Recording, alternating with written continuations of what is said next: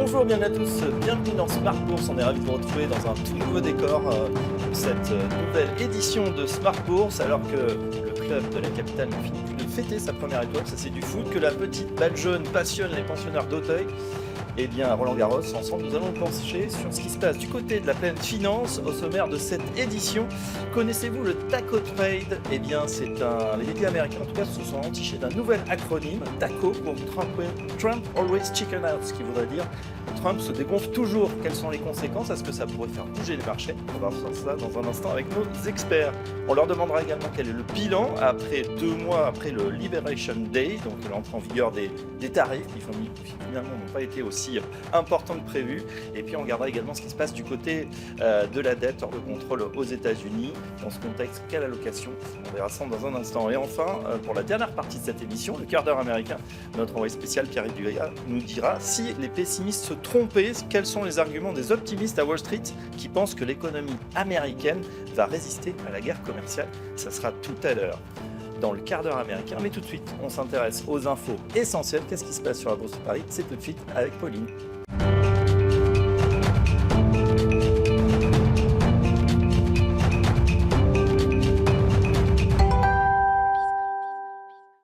Et tout de suite, on s'intéresse avec Pauline Gratel. Bonjour Pauline. Bonjour. Aux infos essentielles pour cette première séance de juin, la bourse était plutôt prudente, Pauline. Oui, les tensions entre les États-Unis et la Chine ont repris. Les deux puissances s'accusent d'avoir violé les règles fixées à Genève il y a un mois. Le ministère du Commerce chinois reproche aux États-Unis d'avoir mis en place des mesures restrictives et discriminatoires. Plus globalement, les tensions commerciales sont ravivées un peu partout dans le monde, car le président Trump souhaite doubler la surtaxe sur l'acier et l'aluminium à 50% à partir de ce mercredi pour davantage protéger ses industries aux États-Unis. De son côté, l'Union européenne est prête à riposter. Dans ce contexte, ArcelorMittal cède 1%. Et quelle est la tendance sur les indices actions? Pour la première séance du mois de juin, les indices européens évoluent globalement en repli. Le CAC 40 cède près de 1% au cours de la séance avant de remonter un petit peu en fin de séance autour de 7700 points sur fond donc de tensions commerciales. Comme on le disait juste avant, aux États-Unis, les grands indices sont ouverts en repli jusqu'à moins 1% pour le Dow Jones. En Asie, les indices ont reculé également. Le Nikkei au Japon cède plus de 1% et le Hang Seng environ 0,5% en clôture. Sur fond de tensions géopolitiques, on voit que le prix du pétrole est en train de remonter. Oui, mais également à cause de la décision de l'OPEP+, d'augmenter sa production à 411 000 barils par jour en juillet, comme en mai et en juin. Dans ce contexte, le baril de Brent est en hausse de plus de 3,5%, environ 65 $ aujourd'hui. Total Energy évolue en hausse de 2%. Et Chevron aux États-Unis gagne 1% dans les premiers échanges à Wall Street. Alors voilà pour les actions, que se passe-t-il du côté du marché obligataire? Aujourd'hui, le rendement américain à 10 ans évolue entre 4,40 et 4,45%. Le rendement américain à 30 ans, lui, se maintient sous les 5%, mais reste encore aujourd'hui très proche de ce seuil. En Europe, le rendement allemand à 10 ans évolue au-delà de 2,50%. Sur le marché des changes, le dollar cède à nouveau du terrain face à un panier de grandes devises et l'euro-dollar se traite autour de 1,1440 aujourd'hui. Enfin, l'or est recherché aujourd'hui avec une once qui s'échange à environ 3 400 $, en hausse de 2,5%. Côté macro, on a des indices. Le PMI manufacturier de la zone euro était attendu. Oui, pour le mois de mai, le PMI manufacturier ressort supérieur aux attentes à 49,4 en mai, après 49 en avril. En France, spécifiquement, l'activité dans le secteur privé a presque renoué avec la croissance en mai, puisque le PMI manufacturier ressort proche de 50 à 49,8. C'est plus qu'attendu et que le mois précédent. Enfin, aux États-Unis, on a pris connaissance de l'ISM manufacturier de mai, qui s'établit à 48,5. C'est inférieur aux attentes et au mois précédent. Du côté des entreprises, la hausse du jour est attribuée à Transgène. Oui, la biotech française, une biotech française qui a présenté de nouvelles données positives sur son vaccin contre le cancer du cou et de la tête. Ces données confirment que le vaccin individualisé est bien toléré et les défenses immunitaires persistent après 2 ans. Le titre bondit de 65% et passe le seuil symbolique de 1 €. Et enfin, WPP et Publicis qui chutent aujourd'hui. Oui, selon le Wall Street Journal, Meta pourrait lancer un système d'intelligence artificielle complètement automatisé pour la création et le ciblage de publicité. Il pourrait être mis en place dès la fin de l'an prochain. WPP cède 3% et Publicis qui recule de 4% et lanterne rouge du CAC 40 aujourd'hui. Pauline, qu'est-ce qu'on regardera demain? Les investisseurs prendront connaissance demain du taux de chômage de la zone euro pour le mois d'avril, ainsi que de la première estimation d'inflation pour la zone euro en mai. Aux États-Unis, l'enquête Jolts est attendue demain pour le mois d'avril. Merci Pauline. Merci. Tout de suite, c'est Planète Marché.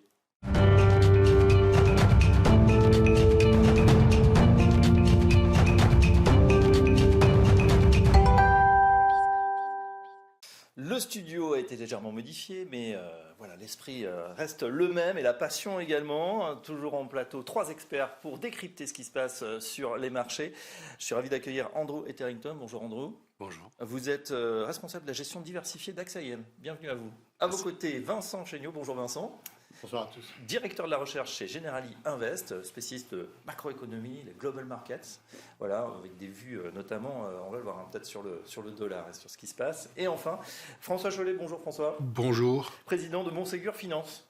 Écoutez, toujours. Stop picking, small caps, global macro. Oui, alors il y a une gamme qui s'est pas mal étendue depuis des années, mais on gère beaucoup d'actions européennes. Il s'est pas mal diversifié, notamment sur les small caps depuis 2-3 ans, notamment par le biais d'une acquisition. Et c'est vrai que c'est une des premières années où la small cap fait aussi bien, voire mieux que les grandes.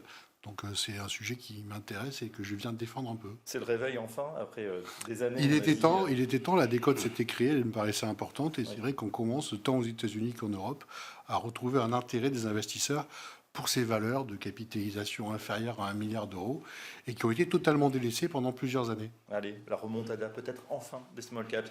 On se penche, messieurs, sur ce qui se passe du côté des États-Unis. Andrew, j'ai besoin de vos lumières et de votre accent pour nous expliquer ce que c'est que ce nouvel acronyme. Alors, les médias en particulier sont friands. Vous savez, il y a eu les BRICS, il y en a eu plein.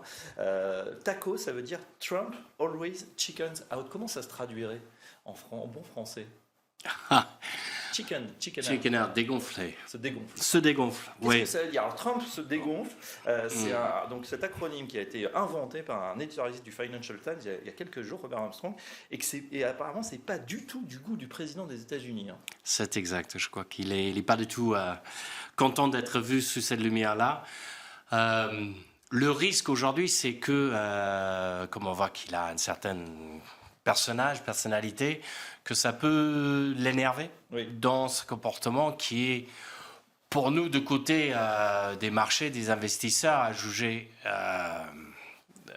compliqué à suivre parfois. Actuellement, de buy the dip, d'acheter sur les revers du marché, ça c'est très bien marché, surtout depuis la deuxième semaine du mois d'avril. Le dip qui a été créé, ou qui est créé à chaque fois par Donald Trump, qui par l'annonce agressive, qui annonce extrêmement agressive, et en fait, il se déballonne, il se dégonfle, parce qu'en fait, il tape très fort, c'est sa méthode. Hein, en fait, c'est sa méthode de négociation, comme sa secrétaire Bessent nous a expliqué. Il faut comprendre qu'il faut y croire. C'est sa façon de faire. Pour nous, c'est un peu plus compliqué de faire des allocations d'actifs comme aussi pour des allocateurs d'investissement. C'est sur les entreprises, que ce soit les petits et les moyens, ils ont des difficultés à planifier actuellement, ce qui fait que là, il y a une hausse d'incertitude, une difficulté pour faire l'allocation, faire les prévisions pour l'activité à venir. Oui, en tout cas, c'est vrai que c'est exactement ce qui s'est passé le 2 avril, une baisse de 10% avec ces tarifs douaniers qui sont annoncés, et puis les marchés qui remontent. C'est la même chose pour, ça a été la même chose pour le Canada, pour le Mexique, pour la Chine. Pour l'Europe, on se dit, si ça ne se passe pas, ce taco trade, c'est-à-dire que là, il ne se déballonne pas ou il décide d'être droit dans ses bottes, là, ça serait plutôt embêtant pour l'Europe. Vincent Chéniaud, quel est votre point de vue sur ce nouvel acronyme et cette stratégie, finalement? Alors, personnellement, je ne pense pas qu'il se dégonfle, mais c'est vrai que les médias aiment bien trouver des acronymes de la sorte et le titiller, en l'occurrence. Je pense que ça traduit un conflit fondamental entre ses objectifs politiques et ses objectifs économiques, qui ne sont pas forcément populistes, qui ne sont pas forcément compatibles. Les objectifs politiques, c'est un discours assez populiste qui vise les classes moyennes américaines, qui ont beaucoup souffert de la globalisation, de la perte d'emplois dans le secteur manufacturier, de la baisse relative des salaires également dans le secteur manufacturier, donc du pouvoir d'achat.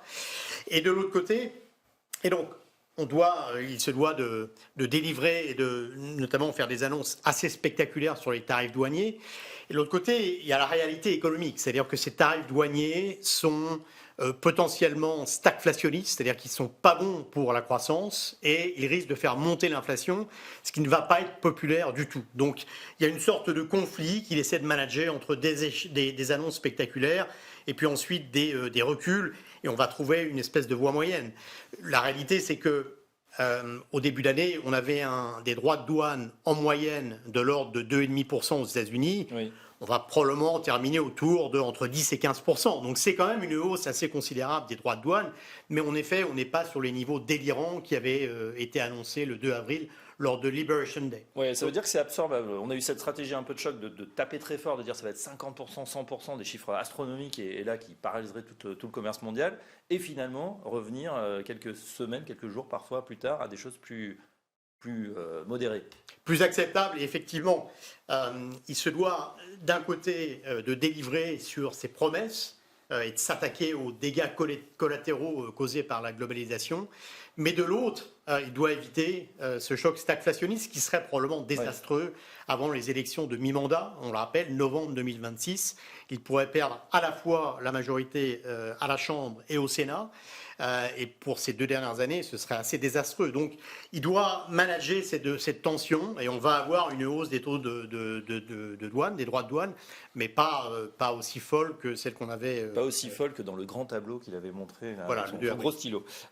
François Chollet, même question. C'est vrai que Andrew disait à l'instant, c'est pas évident pour les gérants là depuis ces annonces, après un début d'année assez euphorique. On se disait, Trump est là, il va soutenir les marchés. Finalement, ça a tapé fort et ces 100 premiers jours, ils ont été assez sportifs pour vous, les gérants. Oui, c'est vrai qu'on passe des mois qui ressemblent à des années sur les marchés financiers dans des périodes comme celle-là. Il n'empêche, on a déjà eu une première capitulation par les reports des droits de douane, et c'est ce qui a permis d'ailleurs au rebond des marchés que nous avons connus. Et puis on s'aperçoit que à chaque fois maintenant qu'il y a des annonces, elles sont démenties effectivement plus rapidement que par le passé. Oui. Donc d'où cet acronyme qui apparaît. Voilà. Il n'empêche, il ne masque pas une réalité. C'est la victoire de Donald Trump sur les tarifs. Il a réussi à multiplier par 4, 5, 6 les tarifs douaniers, ce qui était une de ses promesses de campagne vis-à-vis de son électorat. La deuxième chose, c'est que il y a un autre vrai sujet, c'est que depuis effectivement ce Liberation Day, on a assisté à quelque chose qui est nouveau, c'est le décrochage du dollar par rapport aux autres devises et à la montée des taux d'intérêt à 10 ans. C'est ce qu'il voulait également, Américain. c'était dans son plan. Le décrochage du dollar, je veux bien l'entendre. La montée d'un taux d'intérêt, je ne le pense pas. Et donc ça, c'est un vrai sujet, parce que c'est aujourd'hui le sujet qui fait que l'exécution budgétaire américaine est en difficulté, que la capacité à se refinancer à des tarifs acceptables se rend de plus en plus également improbable. Et donc qu'on a... C'est quoi la limite là? On est sur les 4,5, on est passé brillamment au-dessus de 5. Oui, on C'est avait à cause tenté les d'alerte 5, ça avait plutôt bien résisté. 5, c'est quand même un niveau d'intérêt quand on doit renouveler le niveau de dette américaine qu'il faut quand même... en tout cas, il faut faire... Il faut générer de la confiance pour cela, et je ne crois pas que ce soit avec ce genre de tactique et de manœuvre qu'on puisse espérer que les créanciers de la dette américaine soient rassurés, au premier rang desquels notamment les Chinois, qui ont quand même bien usé de cette manipulation de taux pour venir négocier de manière dure avec le président américain. Et si je crois d'ailleurs... Ouais, les Chinois ont dit finalement, si vous mettez des tarifs à plus de 100%, oui, ça fait nous, on partie achète des plus armes dette. de dissuasion massive qui existent à l'encontre des États-Unis, de la même façon que les terres rares qui sont évoquées régulièrement également en représailles de tarifs vis de la Chine. Donc on a cette période difficile. Il ne faut pas perdre de vue, à mon sens, 2 choses. Un, l'économie se porte plutôt mieux qu'anticipé, que ce soit en Europe, que ce soit aux États-Unis. Et 2, on a un appétit des investisseurs pour les actifs risqués qui ne se dément pas. Si on regarde aux États-Unis, on a eu effectivement un mouvement très violent, mais qui n'a pas découragé notamment les investisseurs particuliers. Tout à fait. Et puis on a, du point de vue des entreprises, des résultats qui ont été publiés plutôt favorables aussi, et des politiques de rachat d'actions qui deviennent encore une fois massives et qui viennent compléter des politiques de distribution de dividendes, elles aussi assez proches des sommets historiques. Et donc finalement, on a un marché qui tient plutôt bien avec des raisons fondamentales, l'appétit des investisseurs, un acheteur naturel que sont les entreprises sur leur propre titre qui essayent d'optimiser le bénéfice par action pour tenir les cours de bourse et faire baisser cette volatilité sur leur société. et puis des publications qui ont été au rendez-vous. Et je pense notamment les dernières qui ont été massives.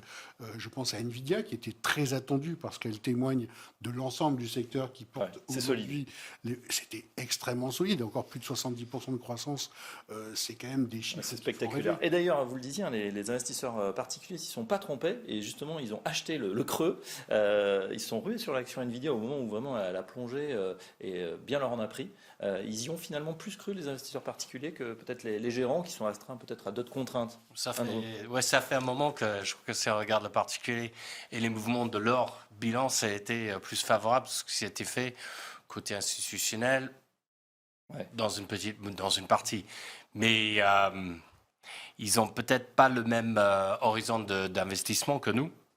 Nous, de la façon dont on génère nos bénéfices à long terme, Bien sûr. c'est sur notre vision de la volatilité. Aujourd'hui, en fait, il y a peut-être d'autres choses qui sont aussi attractives pour nous, les investisseurs, et pas juste d'essayer de capter chaque mouvement en quotidien. C'est impossible. Donc, en ce qui nous concerne, on a pris une position plus de neutralité. On était forcé par la violence du mouvement. Je ne suis pas sûr qu'il y a autant de flux. Il n'y a certainement pas autant de flux institutionnels parce qu'ils n'avaient pas eu le temps de diminuer leur exposition de même manière qui était fait par les stratégies plus systématiques. Donc, j'ai l'impression que ça s'essouffle, ce mouvement. Il n'y a pas de nouveaux flux institutionnels. Les retail, ils sont déjà exposés. On aurait aujourd'hui besoin de bonnes nouvelles, un peu plus concrètes que juste le retournement de veste de la Maison-Blanche pour y revenir sur les marchés de manière plus importante. Oui, on a eu le sentiment longtemps que Donald Trump était vraiment omnipotent, qui décidait de tout seul, notamment sur ses tarifs. Et on voit quand même qu'il y a le cours international du commerce qui vient de rappeler à l'ordre, qui dit bah non, les droits réciproques, peut-être qu'il fallait peut-être passer par le Congrès. Il y a des forces de rappel là qu'on n'a pas vues qui sont en train d'apparaître. Cette force de démocratie constitutionnelle comme cette République américaine, c'est qu'ils ont cette force de rappel comme on a ici. Le problématique, c'est que à la fin, le corps suprême est plutôt dans la faveur intellectuelle, si on peut le dire, de la partie républicaine actuelle. Donc, il a d'autres moyens pour revenir sur d'autres tarifs. Je ne suis pas sûr qu'on ait terminé. Ça serait bien qu'on termine en dessous de 15%, j'espère. Mais ça va être quand même un choc macro pour l'ensemble des économies développées. Ça veut dire que là, vous faites déjà tourner sûrement les moulinettes. Hein. On sait qu'on va atterrir au lieu des 2,5 d'avant. Ça, c'était le monde d'avant. Ça, c'est fini. On sera à 10-15%, allez, 20% maximum. C'est absorbable, mais quels vont être concrètement les effets sur le commerce mondial et sur l'économie en général? En fait, pour ce que nous avons décidé de faire, c'est d'avoir moins de positions directionnelles, mais plus de positions sectorielles ou géographiques. On est revenu plus sur les petites capitalisations européennes. Oui. Et en face, on a diminué notre exposition sur la même classe d'actifs aux États-Unis, parce que je crois qu'il va y avoir un ralentissement. On a été déjà en ralentissement aux États-Unis. Est-ce que ça va être plus marqué? La symétrie est plutôt dans ce faveur-là. On n'est pas encore sorti avec là où on va arriver avec les tarifs, mais c'est pas porteur. Sur l'acier, la dernière fois, ça a été une catastrophe pour l'industrie américaine. Donc, je suis pas sûr. Donc, sur les petits capis, c'est plutôt Europe. Sur les tech, on peut pas ignorer la capacité explosive de générer des revenus sur les tech américains. Il va y avoir aussi quelque chose sur l'Europe avec la défense, avec d'autres conséquences de ce relâchement budgétaire, ce qui est en train de se passer en Europe. Et donc, il y a une histoire très positive qu'on a eu depuis des années, la valorisation, mais qui ne marchait pas. Aujourd'hui, il y a quelque chose de structurel et il va y avoir un défaillissement par rapport à l'investissement sur les actifs américains. Au moins, c'est une histoire qui est facile à défendre et que on est en train de développer. Vincent Chéniaud, dans un récent édito, vous avez cité Lénine, et vous avez dit qui disait il y a des décennies où rien ne se passe et des semaines où des décennies se produisent. C'est vraiment le sentiment qu'on a eu avec les 100 premiers jours de Trump et même un petit peu plus. On a l'impression qu'il est là depuis des années, alors que ça fait finalement que depuis quelques mois.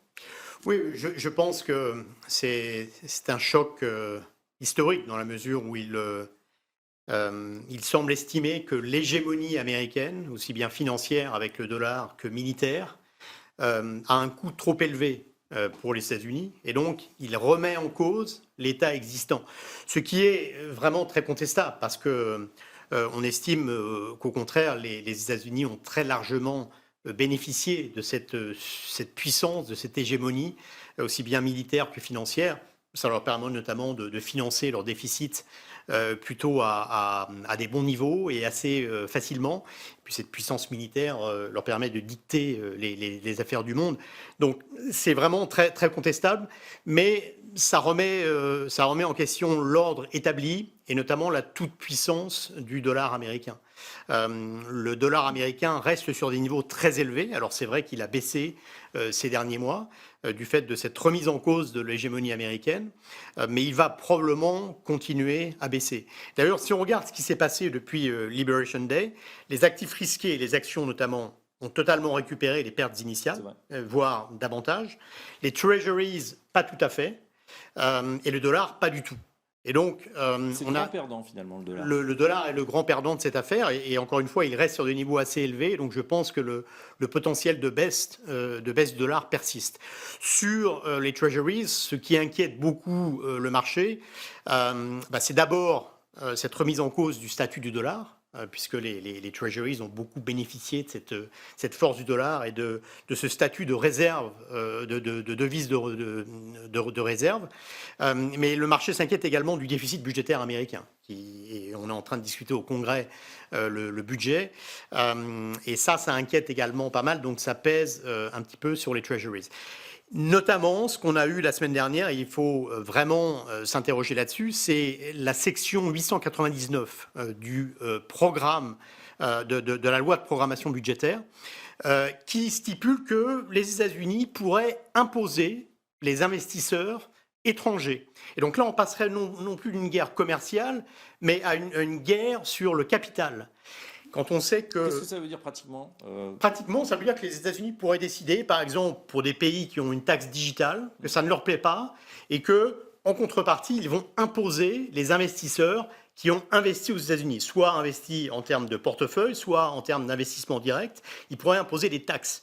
Mais quand on sait que les États-Unis sont débiteurs nets vis-à-vis du reste du monde pour environ 26 trillions de dollars, c'est-à-dire 87% du PIB, c'est assez fou d'avoir cette idée qu'on pourrait taxer les investisseurs étrangers. C'est une véritable menace sur le dollar américain et sur les actifs américains plus généralement. Et donc ça, je pense que vraiment, ça met en doute cette politique du dollar fort, qui est la politique officielle de l'administration américaine. Ça remet vraiment en cause cette politique. Et ça ouvre la voie à une baisse supplémentaire du dollar américain. Ouais, baisse supplémentaire, pourquoi pas. En tout cas, c'est vrai que c'est souvent une idée républicaine de se recentrer sur son pays, peut-être d'abandonner aussi cette idée d'empire américain qui est hégémonique, qui est omniprésent, qui est des fois qui s'ingérait dans les affaires du monde. On le sent là qu'il y a peut-être un renoncement, une bascule pour se concentrer sur les problèmes. Certains peut-être l'espèrent. Moi, depuis que je travaille dans les marchés financiers, j'entends parler de la perte du statut du dollar de monnaie de réserve internationale, et je constate malheureusement ou heureusement, je n'en sais rien, qu'au bout de ces 30 ans, il n'en est rien. Le dollar reste... Plus ça change, plus on le dit, plus c'est la même chose. Alors peut-être que cette fois-ci, les choses vont effectivement changer. Il n'empêche qu'aujourd'hui, il y a des échanges qui se font en dehors du dollar, et notamment sur les matières premières énergétiques. Mais pour autant, dans les réserves de change, on n'a pas encore bousculé le roi dollar, et l'euro y compris. En tout cas, pas dans des proportions dont on pu imaginer il y a une dizaine d'années, avec un euro qui était extrêmement fort et solide, avec des équilibres budgétaires qui étaient meilleurs que ce que nous avons aujourd'hui. Donc, je suis assez perplexe là-dessus. Je trouve que effectivement, le dollar peut glisser. Est-ce qu'il peut aller bien au-delà d'un 20 aujourd'hui, avec l'écart de taux qui existe, notamment vis-à-vis de l'euro? Je m'interroge. Je pense qu'il y a des forces de rappel importantes, et que on a déjà quelque chose qui n'est pas très loin de la parité du pouvoir d'achat en ce qui me concerne. Ouais, surtout que même si ça va un petit peu mieux du côté de l'Europe. Bon, on a quand même aussi nos sujets, notamment de dette, hein, on n'est pas très loin. Qu'est-ce qui vous inquiète justement en ce moment sur les marchés? Qu'est-ce que vous regardez avec peut-être plus d'attention? Quels seraient les facteurs d'incertitude? On sort d'une période de mai, sell in May and go away. On c'était pas trop ça cette année, puisque après 2 mois dans le rouge, le mois de mai était plutôt dans le vert. Qu'est-ce que vous regardez en ce moment, André Tarrington? Ben, vous avez touché tout à l'heure sur une question importante, c'est à quel moment est-ce que le niveau de refinancement américain, Oui. niveau de Treasuries, devient un problème pour les autres marchés. Et quand on dit les autres marchés, c'est à l'échelle globale. Pour l'instant, on a un modèle qui a un signal qui n'est pas si insignificatif, mais on a une vingtaine de points de base. Donc, 4,75, 4,80, où on peut commencer à avoir des soucis. De toute manière, aujourd'hui, une action est chère par rapport à ce que le rendement de dollar représente. Le problème derrière cela, c'est que le dollar continue à s'affaiblir. Si c'est le cas, parce que cette défaillance globale sur la capacité américaine de maintenir le système fiscal et structure qu'ils ont aujourd'hui, là, ça va commencer à m'inquiéter beaucoup plus. Donc, la pontification de la courbe, Donc c'est ce que vous surveillez en priorité aujourd'hui? Oui, parce que si on regarde l'activité, on a eu les earnings season, tout était super bien. Ouais.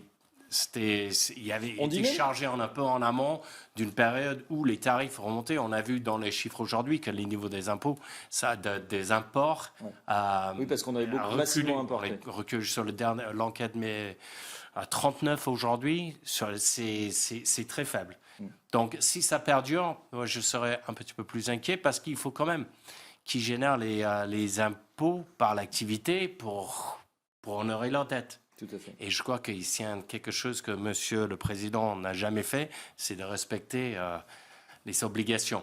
Ce n'est pas quelque chose qui est primaire dans ces considérations. Vincent Chignol, est-ce qu'on pourrait arriver à un scénario où finalement les États-Unis font tourner la planche à billets, on a un système à la japonaise qui détiennent finalement leur dette et puis ils l'augmentent comme ça pratiquement indéfiniment?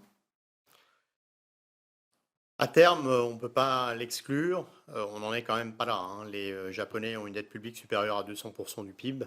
Les Américains sont à moins de 100% aujourd'hui. Donc on n'est quand même pas dans la même situation. Pour que la Fed puisse intervenir à acheter les Treasuries, il faudrait que l'inflation soit maîtrisée. Aujourd'hui, le risque à court terme, c'est que l'inflation va plutôt remonter avec les droits de douane.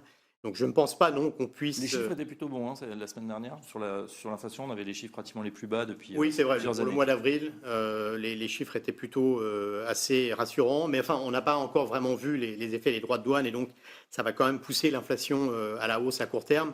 Ça va contraindre un petit peu la Fed. Alors, on pense quand même que la Fed va baisser 2 fois ses taux cette année. Mais de là à faire de l'assouplissement quantitatif, on est quand même assez loin de ça. Donc on ne peut pas aujourd'hui tabler sur ça. Même question, qu'est-ce qui vous inquiète aujourd'hui? Qu'est-ce que vous regardez en priorité sur les marchés? Alors je pense que le marché est vraiment concentré sur les droits de douane.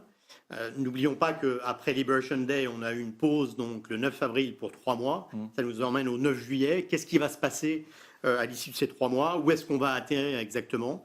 Je ne suis pas très inquiet parce qu'effectivement, le fait que Trump ait reculé, je pense que ça réduit fortement la probabilité du scénario du pire, mais quand même à suivre.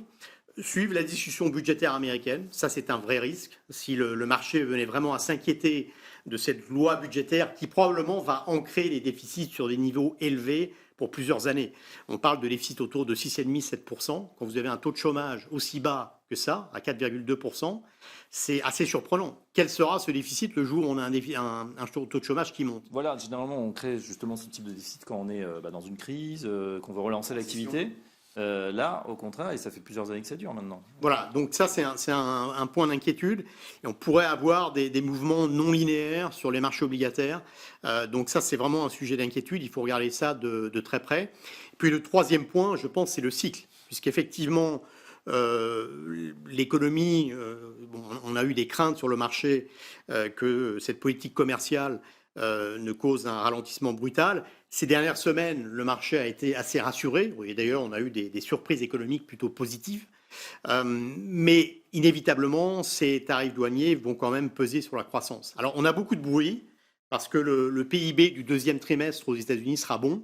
en particulier parce que sur mars-avril, les dépenses de consommation étaient bien meilleures qu'en tout début d'année. En particulier également parce que les importations sont en train de s'effondrer à cause de ces droits de douane. Et ça, mécaniquement... C'est-à-dire on avait surstocké avant le Voilà, passage... on avait accéléré avant les droits de douane. Et ça, mécaniquement, ça va gonfler le PIB du deuxième trimestre aux États-Unis. Donc on a pas mal de bruit, mais la réalité, c'est que probablement d'ici l'été, on va avoir des signaux de ralentissement qui probablement vont quand même limiter le potentiel de hausse sur les actifs risqués. Ouais. Il y a eu pas mal de reportages justement sur comment finalement on trouve toujours le commerce continue à se faire. Par exemple, pour tout ce qui était vendeur Amazon qui achetait les produits de Chine, finalement il les a envoyés soit au Canada, soit au Mexique, qui étaient frappés de moins de droits de douane avant de les ramener finalement aux États-Unis. Donc on voit qu'il y a des stratégies qu'on arrive toujours à contourner s'il y a une dynamique forte de toute façon. Point d'inquiétude pour vous, François Chollet, dans les prochains mois, quels sont les points d'attention?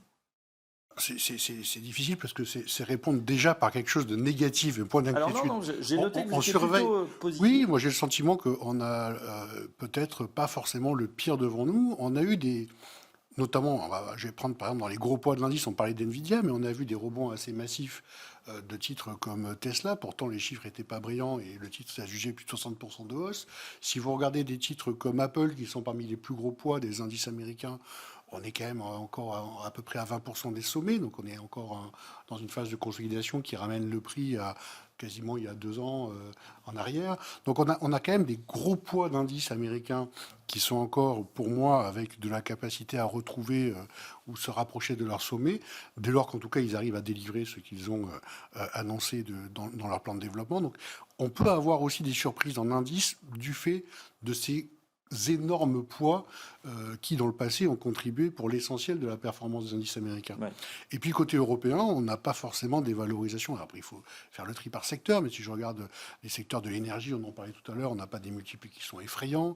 Le secteur bancaire, il a fait un magnifique parcours, mais on n'est pas encore sur des valorisations relatives au niveau du monde qui sont en conformité avec le reste du monde. Donc, il y a quelques secteurs comme ça sur lesquels on peut trouver de la matière. Et puis, alors moi, j'annonce régulièrement sur ce plateau les 3 thématiques un peu joker qu'on a mis en œuvre dans les allocations. Allez-y, on les rappelle. Alors je les rappelle, j'ai parlé des small caps européennes et je persiste à dire que ça fait partie des sujets qui vont nous animer encore au moins cette année, si ce n'est 2 ans, avec des forces de rattrapage très importantes. Un deuxième sujet que j'ai commencé l'année dernière, qui était l'immobilier côté européen, quels que soient les secteurs, c'est-à-dire aussi bien du résidentiel, notamment allemand, puisque c'est les gros points du secteur, le commercial, oui. Un peu moins les bureaux, mais la logistique ou les infrastructures de santé, il y a de la matière encore à faire de la performance, que la décote globale du secteur approche à peu près les 30%, et elle est maintenue malgré le rebond que nous avons récemment.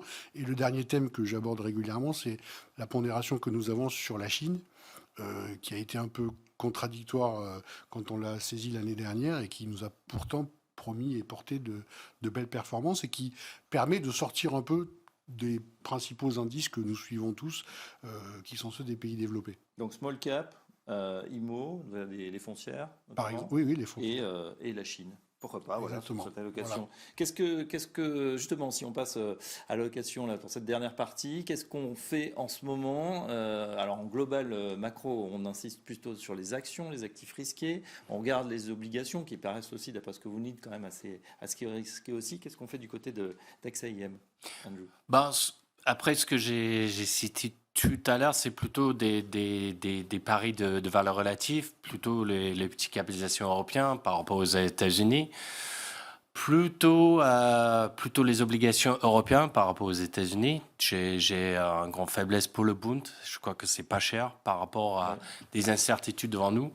L'optionalité, en fait, quand on parle de toutes les choses qui sont revenues à leur prix avant, soi-disant Liberation Day, ce qui est pas cher, c'est l'optionalité, au cas où. Oui. Après ça, je suis pas tout à fait sûr que je veux rentrer sur le marché crédit actuellement, donc je maintiens mes positions, mais j'ajoute pas. Je trouve que la partie pierre valorisée, notée dans les triple C n'a pas repris le vigueur qu'on a vu sur les marchés les plus liquides.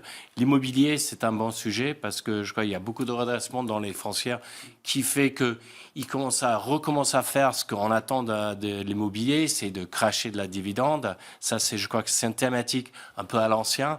Mais la thématique income, que ce soit sur les actions ou sur les taux, reste important. Et pour les paris les plus importants sur les directionnalités, on va attendre un peu plus de clarté de la partie États-Unis, mais aussi de la Commission européenne, parce que je crois qu'ils se préparent en douceur, en off, des mesures importantes. Et ils représentent un nouveau état d'esprit en Europe. Et peut-être c'est là où les Américains ils ont sous-estimé l'esprit collectif de l'Europe actuellement. On va voir effectivement. Donc il y a quelque chose encore, je crois, que sur l'Europe, dans le moyen terme, à jouer de manière plus importante que ce qu'on a fait depuis quelques années. D'accord, l'Europe qui était déjà bien partie. C'est vrai qu'on cite peu l'Europe chez nous, puisque majoritairement, on a une zone de surpondération naturelle pour nos clients. Et c'est vrai qu'on est généralement un peu surpondéré en Europe depuis C'est toujours. ce qu'on avait fait pendant des années, et ça a fait mal. Et puis on avait compris que Ça- peut-être ça va valorisation, mieux ce n'était maintenant. pas un moteur de performance trop important jusqu'à ce que ça devienne quelque chose de contrariant. Vincent Ouais. Chaignon, même question pour l'allocation chez Generali Invest. Que fait-on? Oui, alors effectivement, on a parlé des risques. Et je ne voudrais pas que ça donne une impression trop négative. Ce n'est pas le cas. J'aime rappeler en l'occurrence que le début de l'été est souvent, en termes de biais saisonniers, est plutôt favorable pour les actifs risqués, notamment les actions, le MSCI World par exemple. Donc effectivement, on est plutôt légèrement surpondéré des actifs risqués comme les actions. Après, il y a des risques, on en a parlé. Et donc, je pense qu'il faut utiliser les niveaux assez bas de volatilité. Vous avez la vol action notamment, qui a beaucoup baissé, pour mettre en place des stratégies de couverture, notamment au cas où on aurait des chocs qui émaneraient des droits de douane, donc l'atterrissage dont on a parlé, ou des discussions budgétaires américaines qui semblent un peu périlleuses. Donc par exemple, échéance du 9 juillet, vous disiez tout à l'heure.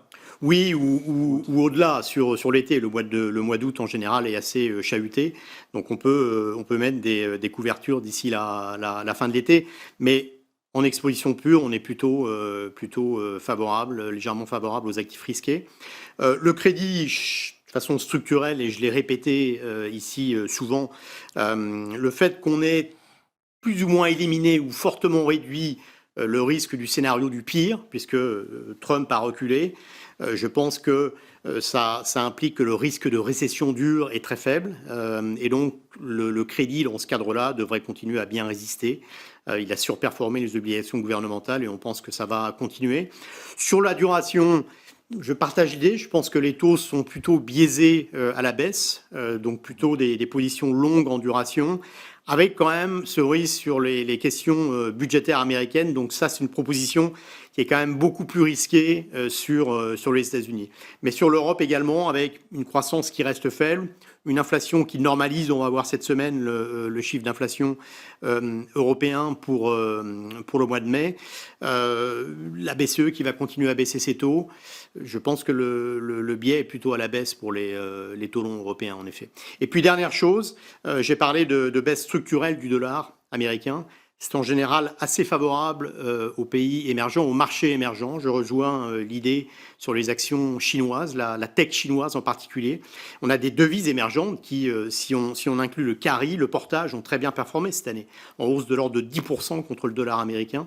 Et là, je pense qu'il y a encore de la marge. Quand je parlais de faiblesse structurelle du dollar tout à l'heure, ce n'était pas seulement contre l'euro. C'était une faiblesse... Oui, il s'est vraiment déprécié contre à peu près toutes les devises. Voilà. Et contre devises émergentes, je pense qu'il y a encore de la place, en effet. Ben voilà pour ces allocations. Alors, sur le côté micro, il y a que vous, François, qui regardez en détail les actions. Est-ce qu'il y a certaines actions là qui méritent en particulier notre attention, sur lesquelles on peut encore se positionner? Il y a des dossiers intéressants? Alors dans les thématiques, c'est vrai que c'est plutôt de la valeur relative, on en parlait tout à l'heure, qui va se dégager. Alors on a des fonds qui ont des thématiques, on a des fonds de croissance, typiquement sur la croissance, je trouve qu'il y a un retard qui s'est creusé en Europe avec des qualités pourtant, voilà. Alors, on peut citer des secteurs qui sont extrêmement contrariants en ce moment, mais si vous prenez de la consommation discrétionnaire, on a des multiples qui me paraissent redevenir acceptables. Je pense au luxe, par exemple. Quand je vois des titres se traiter autour de 18-19 fois les profits avec ce niveau de qualité et de diversification, si je suis un investisseur patient, je me dis que je peux monter dans le train sur ces niveaux de valorisation. Donc, globalement, la croissance et même la tech européenne, d'ailleurs, je crois qu'il y a encore du potentiel. C'est-à-dire que c'était la revanche de la value. Là, Oui, pendant quelques mois. mais c'est très bien. Je suis très heureux. On a un fonds qui fait des performances magnifiques, qui est un fonds à haut dividende et qui est donc plutôt typé sur des entreprises qui ont moins de croissance et plus de capacité à rémunérer l'actionnaire et des multiples de valorisation généralement un peu plus faibles. Objectivement, s'il y a quelque chose qui est un peu en retard, ce serait plutôt les valeurs de qualité croissance que les valeurs, on va dire, cycliques et value, parce que le rallye, il est un peu passé. Il nous a fait beaucoup de bien, aux investisseurs aussi, mais c'est souvent des rallyes qui sont un peu plus courts en durée, et la croissance, bien, d'une année sur l'autre, on arrive à faire de la surperformance parce qu'on est porté tout simplement par la hausse des profits qui sous-tend la valorisation des actions. Donc oui, on a eu ce rattrapage. Il est peut-être pas fini sur le value, mais il est quand même bien entamé. Secteur, je pense à la finance sur le secteur cyclique et value peuvent avoir encore du potentiel, que ce soit la banque ou l'assurance en Europe. Et d'ailleurs, la consolidation qui a démarré, qui était inenvisageable il y a une dizaine d'années et qui se poursuit à un rythme assez effréné, y compris d'acteurs français d'ailleurs, même mutualistes qui se mettent à prendre des parts de marché à l'international. Mais c'est plutôt rassurant pour la confiance qui touche le secteur. Donc non, c'est plutôt, encore une fois, l'idée c'est que on a un beau rattrapage sur le mois de mai, mais je ne crois pas qu'il nous ait poussé dans des zones déraisonnables de valorisation. Sur la value, il y a encore point par point, secteur par secteur, des potentiels. Et sur les valeurs de croissance, je pense qu'on a eu un peu peur d'avoir un accident sur les valeurs de croissance. Et je pense en tout cas qu'on va pouvoir gentiment repondérer cette thématique-là parce qu'il y a de la place. Selon vous, est-ce qu'on pourrait retrouver les niveaux? Alors, on va parler du CAC qu'on suit particulièrement en France. On était à 8200 points il n'y a encore pas si longtemps. C'était en mars, justement, avant tous ces événements, Liberation Day et compagnie. Est-ce qu'on pourrait les retrouver, voire les dépasser dans cette dynamique où on se dit finalement, une fois que les tarifs seront digérés, si on arrive à 10-15% à peu près mondialement, on pourrait reprendre cette dynamique avec moins d'incertitude? Sur quel horizon? On va dire Effectivement, fin d'année, à un moment ou l'autre, on a de la croissance en Europe et ça va accélérer un petit peu. Ouais. Il y a des risques, il y a eu effectivement pas mal de surprises avec des semaines où on a l'impression qu'il se passait 10 choses en même temps. Et puis, on a l'impression quand même que le fond de l'air, finalement, est plutôt positif à vous écouter. Il y a des menaces, mais elles ne sont pas structurelles. Je crois qu'on est juste soulagé de ne pas avoir eu le pire, ce qui a été annoncé à un moment. Est-ce qu'on va atterrir sur quelque chose qui est plus modéré, raisonnable, qu'on peut assumer et intégrer? OK. C'est tout à fait possible. Ce qui pourrait faire beaucoup plus pour l'Europe et qui peut accélérer la croissance, c'est la baisse encore de l'inflation, mais surtout par la fin de la guerre en Ukraine, qui va baisser les prix de la consommation des matières premières et qui va libérer le pouvoir d'achat des ménages. C'est là où on manque en Europe. C'est libérer. Il y a un énorme pouvoir d'achat en Europe dans les ménages, surtout en France, qui n'est pas libéré. Ça va être clé pour qu'on repasse les niveaux dernièrement plus hauts, plus élevés. On y a cru, il y a quelques mois, on avait fait ce débat, je me souviens, François, vous étiez en plateau avec, peut-être on achetait la fin de la guerre, l'espoir de paix avec Trump. Finalement, là, il a l'air de se dire... négocier avec Poutine, c'est quand même compliqué. Vincent Chéniaud, là, sur ce retour peut-être à des niveaux qu'on avait vus en début d'année, c'est possible? Oui, ça, je pense que ça va prendre un peu de temps, mais effectivement, si on évite des tarifs douaniers trop sévères et un marché qui arrive à digérer la discussion budgétaire américaine, alors effectivement, dans un scénario de croissance assez faible, mais également de baisse des taux longs, on pourrait retrouver ces niveaux. Donc je pense que ça va prendre un peu de temps, mais c'est possible. Il faudra suivre de très près les négociations bilatérales également entre les États-Unis et l'Europe. Là, il y a quand même un gros point d'interrogation sur où est-ce qu'on va atterrir. Ça va être important pour la croissance européenne. Donc ça, ce sera un juge de paix également pour les actions européennes. Donc je pense que tout ça va prendre un peu de temps à se décompter. Mais oui, c'est fort possible. D'accord, ça met un peu de temps toujours avec l'Europe, mais on arrive à des solutions. François, pour terminer, justement, donc optimisme Non, c'est- prudent. Oui, Finalement. alors on parlait de la Chine tout à l'heure. Nous, on travaille la Chine au travers d'un ETF qui est extrêmement concentré, notamment sur les valeurs technologiques chinoises, que ce soit Tencent ou Alibaba, puisque c'est quasiment un tiers de cet ETF qu'on ne pourrait pas avoir avec de la gestion active. En Europe, on est sur des valorisations qui sont cohérentes, et donc c'est peut-être le moment pour nous d'aller sur de la gestion active et d'utiliser notre savoir-faire de stock picking pour tirer parti des inefficiences ou des décalages qu'on peut avoir de valorisation par secteur, par entreprise, et c'est ce qui permet de montrer un peu une différence de performance par rapport aux indices. C'est peut-être là où on a un peu plus de potentiel que simplement aujourd'hui un ETF sur un indice CAC 40 ou Eurostoxx. Voilà l'avis de nos experts, effectivement, pour ce premier jour du mois de juin, boursier, jour chaud. Très chaud. Notamment sur notre plateau. Merci en tout cas à François Chollet, je rappelle que vous êtes président de Montségur Finance, Vincent Chéniaud, merci, directeur de la recherche chez Generali Invest, et Andrew Etherington, directeur de la gestion diversifiée chez AXA IM. Dans un instant, on continue à parler des marchés, notamment de ce qui se passe du côté des États-Unis. On va voir peut-être finalement un scénario optimiste. On voit ça dans un instant avec Pierre-Yves Dugas. Le quart d'heure américain, tout de suite sur Smart Bourse. On est ravis d'accueillir, de retrouver Pierre-Yves Dugas. Pierre-Yves, bonjour. Bonjour Fabrice. Avec vous, dans un instant, on va voir si les pessimistes se trompaient, quels sont les arguments des optimistes à Wall Street. Mais Pierre-Yves, je voudrais revenir sur ce dont on vient de parler en plateau il y a quelques instants avec nos invités, ce fameux Taco Trade, encore un acronyme. Est-ce qu'on en parle aussi du côté des médias US? Oui, on en parle. On en parle. D'abord, c'est évidemment une double entente, puisque taco, ça veut dire tacos, cette espèce de mini crêpe croustillante dans laquelle on met un petit peu n'importe quoi dans des restaurants pseudo-mexicains. Ah, vous nous donnez faim déjà. Voilà. Donc, Trump always chickens out. Ce qu'on pourrait traduire, Trump est une poule mouillée, si on veut garder l'image du poulet.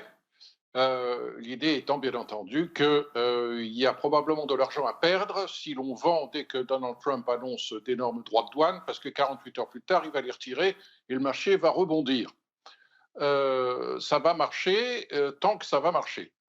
Faut-il en faire une pratique systématique de trading ?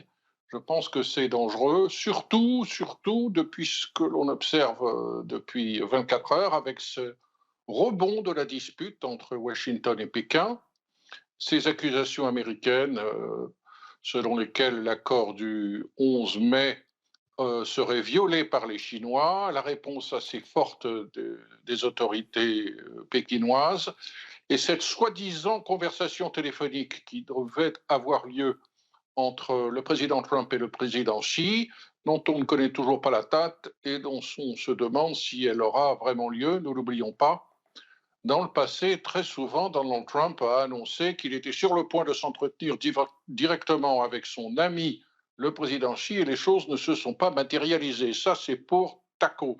Rappelons que Taco a des cousins. Il y avait Tina, qui était très populaire au moment où la Réserve fédérale pratiquait l'assouplissement quantitatif, oui, ce qui avait écrasé complètement les rendements obligataires. Et donc, there is no alternative to stocks. Il n'y a pas d'alternative à l'achat d'actions puisque les obligations ne rapportent rien. Et puis, il y a également le fameux autre cousin, FOMO, Fear of Missing Out. La peur de se retrouver sur le quai de la gare alors que le train est parti et que le marché haussier s'est envolé. Donc, tous ceux qui ont tendance à vendre trop tôt se trouvent a posteriori des raisons de le regretter. Pierre-Yves, on s'intéresse justement aux arguments des optimistes à Wall Street qui disent que cette économie américaine elle pourrait résister à la guerre commerciale et peut-être même en sortir renforcée. Expliquez-nous. Alors, Fabrice, moi, ce qui me frappe, c'est le caractère extrêmement négatif et extrêmement pessimiste de toute la couverture de presse relative aux signaux donnés par l'économie américaine ou donnés par des sondages relatifs à l'économie américaine depuis 6 mois, et ce contraste entre les données réelles, effectives du comportement des consommateurs, de l'investissement, de l'embauche, qui sont nettement moins dramatiques. il est clair, je l'ai déjà dit et je le redis, la presse américaine à 99% souhaite que Donald Trump échoue et la presse américaine a décidé systématiquement, non sans raison, de souligner tout ce qui est dangereux, dramatique dans les initiatives radicales et insensées, bien souvent, qui sont prises par la Maison-Blanche. Dans ce contexte, cet extrême pessimisme peut faire oublier certaines bonnes nouvelles. Oui. L'emploi, pour le moment, on va le vérifier vendredi prochain, l'embauche résiste bien. On n'est pas très loin de 200 000 créations nettes d'emplois tous les mois. L'inflation ne s'est pas envolée. La consommation s'affaiblit, mais pas dramatiquement. L'orage est peut-être imminent, mais ça fait maintenant 4 à 5 mois qu'on nous le dit et il n'a toujours pas éclaté. Alors, cela ne veut pas dire qu'en juin et en juillet, les données solides de hard data relatifs aux agrégats américains ne vont pas se détériorer fortement et que les Cassandres auront raison. Mais pour le moment, sur le fond, les signaux effectivement donnés par la conjoncture ne sont pas dramatiques. Si je prends pour exemple l'indice de la Réserve fédérale d'Atlanta qui cherche à mesurer en temps réel ce que pourrait être la progression du PIB avec son indicateur GDP Now, ce matin, la Fed d'Atlanta nous prédit un taux de croissance en rythme annuel pour le second trimestre de 2,2%. Ça n'est pas si mauvais que cela. Il y a d'autres raisons, si l'on veut absolument trouver des arguments positifs, d'espérer et de croire que le pire est peut-être passé. Le principal tient au fait que le vent semble tourner dans ces initiatives radicales de Donald Trump, parce que le mur très solide du contre-pouvoir de la justice américaine est en train de faire des bosses sur la tête de la Maison-Blanche, en particulier avec cette décision de la Cour internationale, de la Cour de commerce internationale de New York, d'invalider le gros des mesures douanières punitives annoncées début avril. Effectivement, c'est vrai qu'on avait l'impression on le disait tout à l'heure, on avait un Trump omnipotent qui pouvait décider de tout de manière complètement unipersonnelle. Il est un petit peu rattrapé en ce moment. Ça se complique pour lui sur plusieurs fronts, front commercial, front budgétaire, front fiscal, et donc cette décision de la Cour de commerce internationale. Oui, on a envie de dire, on n'est pas dans le secret des dieux, mais il aurait dû écouter ses services, c'est-à-dire que les responsables politiques qui ont été nommés par Donald Trump depuis le 20 janvier et qui dirigent, beaucoup d'entre eux n'ont pas encore été confirmés d'ailleurs par le Sénat, et qui dirigent ou vont diriger les agences fédérales américaines, n'ont pas écouté les experts du commerce qui leur ont dit attention, cette loi de 77 sur les mesures d'urgence que l'on peut prendre comme ça en claquant du doigt pour imposer des droits de douane massifs à qui l'on veut sans avoir à justifier de la réalité de cette urgence, cette loi est probablement d'une constitutionnalité douteuse et il y a de fortes chances que son invalidité soit confirmée mi-juin peut-être, car on sait que la Cour d'appel a demandé aux plaignants, les importateurs qui s'estiment victimes de ces droits de douane punitifs, d'une part, de rendre ces conclusions le 5 juin et au gouvernement américain, d'autre part, de les rendre le 9 juin pour une décision qui interviendra quelques jours plus tard. Cela dit, l'orage de la guerre commerciale n'est pas passé. Le président Trump dispose de toute une boîte à outils de mesures protectionnistes et de lois qu'il peut invoquer pour faire de la protection. Il l'avait fait au cours de son premier mandat avec la fameuse section 301 de la loi commerciale de 1974. Il peut invoquer la section 232 et il peut même aller jusqu'à invoquer la loi de 1930, celle qui avait contribué à la crise économique mondiale, le fameux Smoot-Hawley, qui lui permet d'imposer des droits de douane à des pays qui font de la discrimination à l'égard des produits américains. Jusqu'à 50%. Donc, il y a des raisons de croire que l'orage peut encore arriver, oui. En tout cas, il y en a un qui a disparu du paysage, c'est le fameux Elon Musk qui avait défrayé la chronique, qui devait faire des coupes sombres et faire beaucoup d'économies. Finalement, il est retourné à ses affaires peut-être plus tôt que prévu, Pierre-Yves. Moi, j'ai un faible pour Elon Musk. Je trouve que le personnage est extrêmement intéressant. même s'il y a beaucoup de bêtises dans ce qu'il fait, il y a beaucoup d'outrance, il y a beaucoup d'erreurs, il y a beaucoup de mauvaises appréciations de sa part sur la manière dont on peut faire avancer les choses à Washington. Il a fait du mal à la cause de la réduction des dépenses publiques en allant beaucoup trop fort et en faisant n'importe quoi, et en misant de manière assez méchante sur la carte de la démoralisation des fonctionnaires américains. Mais en tant que journaliste, je vous assure, si vous posez une question à Elon Musk, vous allez avoir une vraie réponse de la part d'un vrai individu qui n'a pas une langue de bois et qui dit vraiment ce qu'il pense. Et ça change tellement, tellement de la norme des super milliardaires américains que quelque part, je considère que Elon Musk a fait avancer les choses. Alors, il y a des gens au Sénat qui jugent que le Doge, dont l'activité continue, même si elle n'est plus sous la houlette de Elon Musk, que le Doge doit poursuivre sa tâche et qu'il faut suivre les exemples qui ont été avancés par Elon Musk pour, ligne par ligne, voir dans toutes les dépenses de l'oncle Sam ce qui peut être supprimé ou ce qui ne l'est pas.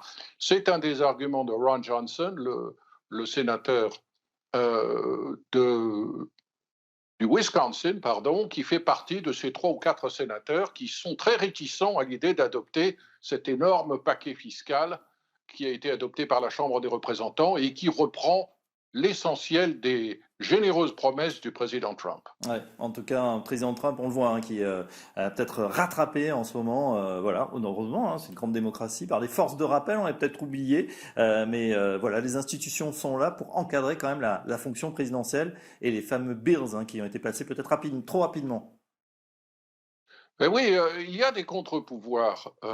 Jusqu'à présent, ils se sont manifestés en appel ou par des mesures d'urgence, mais in fine, l'ultime contre-pouvoir sera, dans 2 ou 3 cas qui vont faire jurisprudence, les décisions que la Cour suprême sera amenée à prendre. Et la Cour suprême peut faire 2 choses, soit trancher en faveur d'une interprétation restrictive des pouvoirs du président dans toutes sortes de domaines, que ce soit le domaine commercial, le domaine de l'immigration, le domaine de la réforme de la fonction publique, ou alors elle peut, de manière plus perverse, s'abstenir de se prononcer en jugeant que ce qui a été tranché en appel et qui serait conforme à ceux qui veulent brider Donald Trump dans sa croisade, Oui. jugeant qu'il n'est pas nécessaire d'en dire plus et que le processus d'appel a joué son rôle. Merci en tout cas Pierre-Yves Dugas, je rappelle que vous êtes notre correspondant américain, voilà, pour ce quart d'heure américain, c'est tous les lundis dans Smart Bourse. Cette édition de Smart Bourse touche à sa fin. Merci de nous avoir suivis. On continue bien évidemment demain. Demain sera avec Nicolas Panier, Grégoire Favre lundi prochain. Quant à moi, je vous retrouverai vendredi. Excellente soirée à tous et à très bientôt.